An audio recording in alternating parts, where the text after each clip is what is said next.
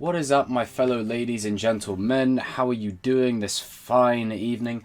In this video, I wanted to throw my 2 cents to a topic that's sort of come to the surface. Now, this pertains to a fan asking Rian Johnson if he was going to use Anakin Skywalker in The Last Jedi.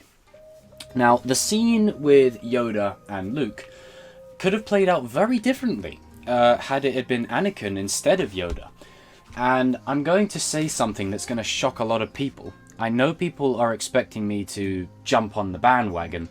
I actually agree with Rian Johnson. I actually agree. Here's why. In The Empire Strikes Back, it's clearly established Yoda is the mentor that Luke needed to guide him in that right direction. And then in Rise of Skywalker, it's emphasized by him lifting the X-Wing. There's a beautiful arc there. But the scene in The Last Jedi would not have had the same effect if it was Anakin. Now, I say that because we've already got the emotional attachment of Yoda and Luke being on screen, so I felt it was paid off correctly. Now, does this mean I don't want Anakin used at all? Not at all. Well, it's one of my biggest gripes with the sequel trilogy is where the hell is my boy Anakin? Where is he? Where's Hayden? We had a chance to have Hayden and Mark Hamill together on screen for the first time, and we didn't get it in any of the movies, right? So Rian Johnson didn't use it for the creative choice. Now, I know people are going to jump down his throat. Oh, he doesn't understand Star Wars. No. He is making a very good point. You're just choosing not to see it because of your bias. Let's just be honest. But I would have personally had it as maybe not Anakin talking to Luke, but Anakin talking to Ben. That was the scene that we needed more than anything. And I know people wanted Anakin to redeem Ben Solo instead of Han. I disagree with that as well, because as Leia says, Luke is a Jedi, you're his father. Bring him home if you see our son. So then again, it was paid off.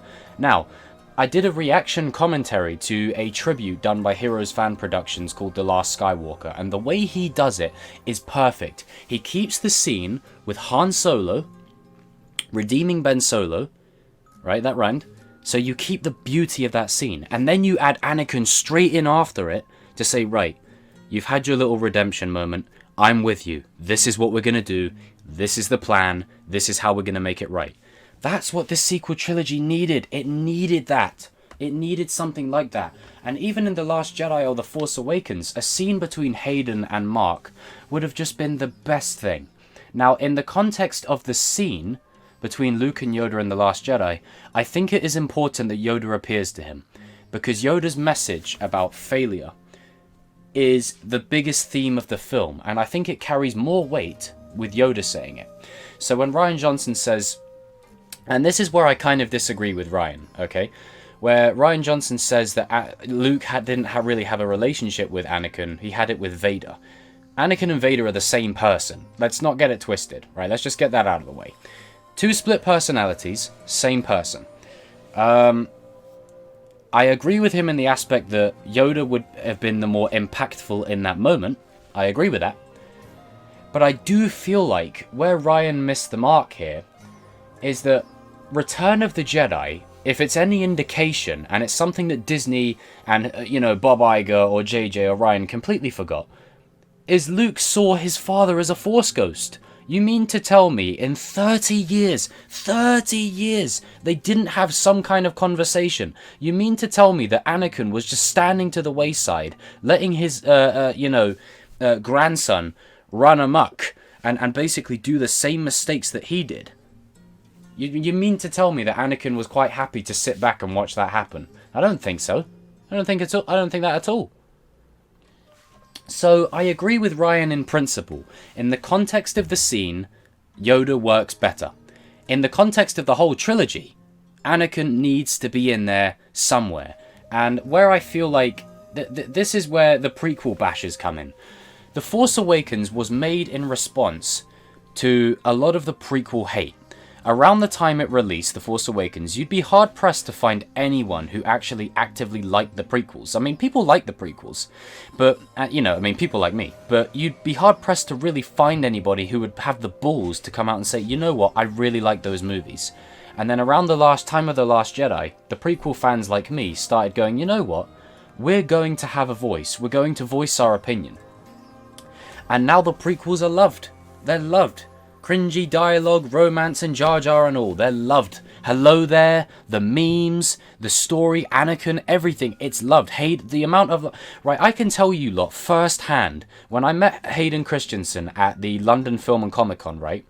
The amount of people that queued just to see him, just to meet him, right? The amount of people, right? I'm talking kids, I'm talking grown adults, men and women, you know, people of all different ages. People were queuing round the whole hallway just to meet him.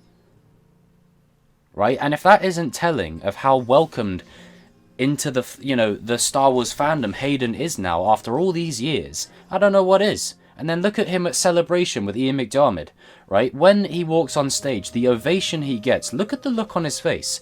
He's shocked. He's taken aback. He's like, oh wow, this is awesome. And he thoroughly deserves it, and I'm so happy for him. Ahmed Best, same thing, I'm so happy for him as well. I'm happy for Daniel Logan, I'm happy for Liam Neeson, Samuel Jackson, Ewan McGregor, Ian McDiarmid, Natalie Portman. I'm happy that they're finally getting the... Jimmy Smits even. I'm happy that they're getting the respect that they deserve for those 3 movies. Because you can argue about the content, but the work that they put in was unparalleled.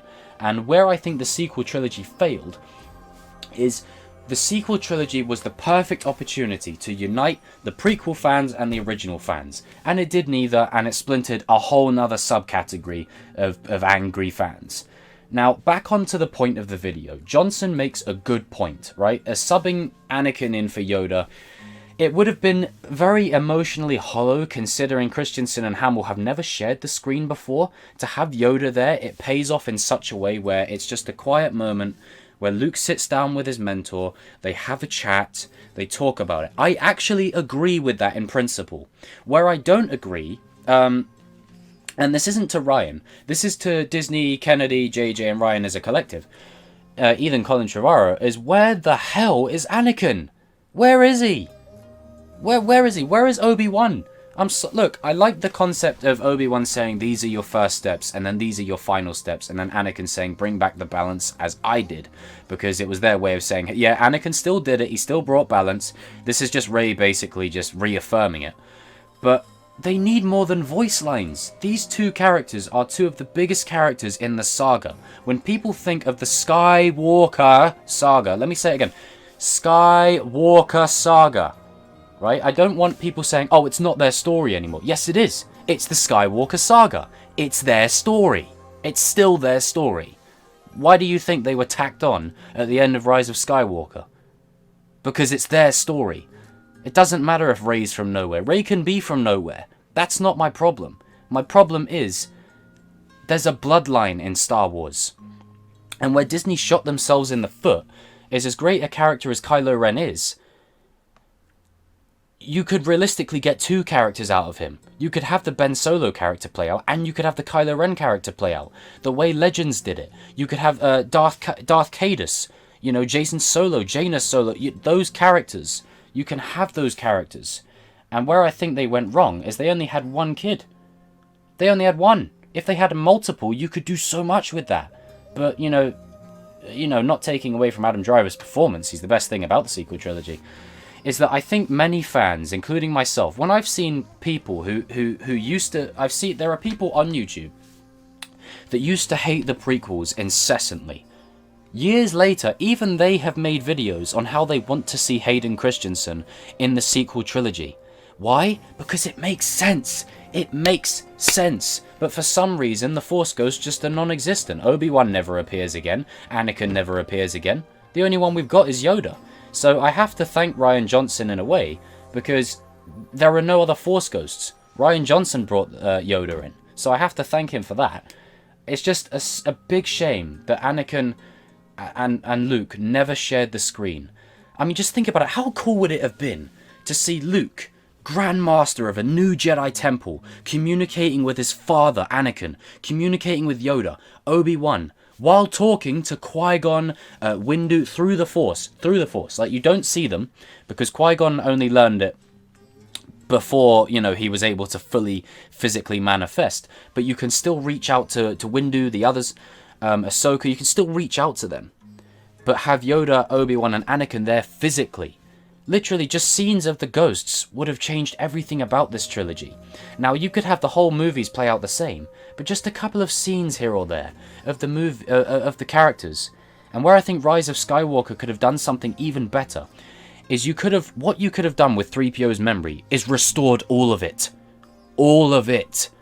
The bit where in Revenge of the Sith, where it says, have the protocol droid's mind wiped. And he goes, what? Oh no. Have that restored. And then you could have 3PO link up with R2 via like a cable, and then R2 uses his holo projector to play the memories back of the whole saga. Anakin building 3PO, Anakin and Obi-Wan, having a laugh. Obi-Wan with Padme as she's about to die. Luke and Han and Leia meeting for the first time.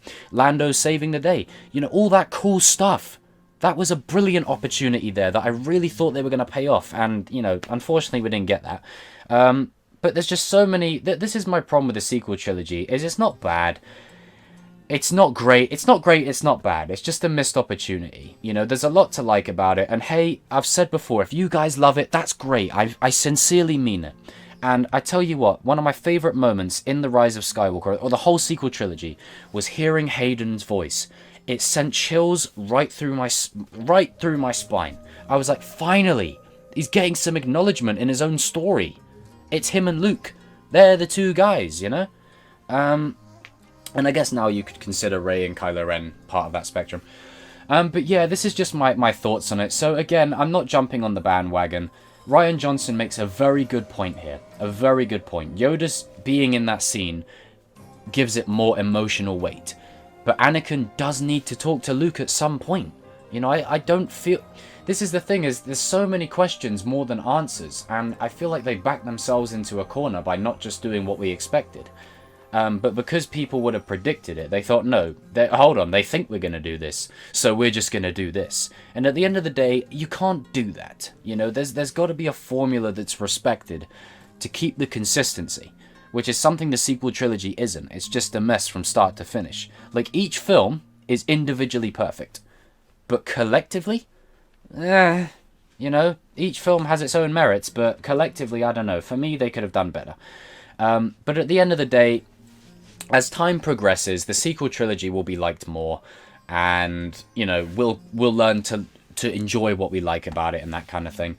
So guys and girls, comment down below, let me know. And this, I know people throw around the term like, oh, you're a shill, or you're a hater, if you will. I'm none of those things. I'm just a real fan who talks about what he likes. And all these people that go on YouTube getting pissed off and faking outrage, just come on. You're still a fan of Star Wars. You're still going to go to the movies. You're still watching Mandalorian. You're fooling no one. It's people profiting off of outrage. I feel like, come on. We all still love Star Wars. The brand isn't dead. I'd argue it's more alive than it's probably ever been in the last 10 years. I mean, I think around the prequel time it was the most alive. But it's still very big. Even casuals are getting into things like The Mandalorian. Ahsoka's now in live action. We've got Baby Yoda. We've got the potential of Cal Kestis coming into live action. We've got Ezra. We've got Thrawn. There's so many great things. The High Republic looks cool. Looks like great stories in there. The Old Republic is still rife. Lots of potential. Taika Waititi's getting a Star Wars movie. Rian Johnson has a potential trilogy still. There's a lot to love. So comment down below, let me know what you think, and try and keep it as civil as possible down there, folks. Because as I always say, the conversation starts here but carries on down there.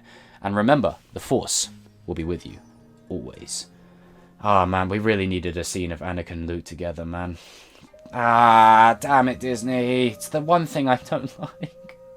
See you on another video, folks. Anakin is he's still the chosen one. Case closed.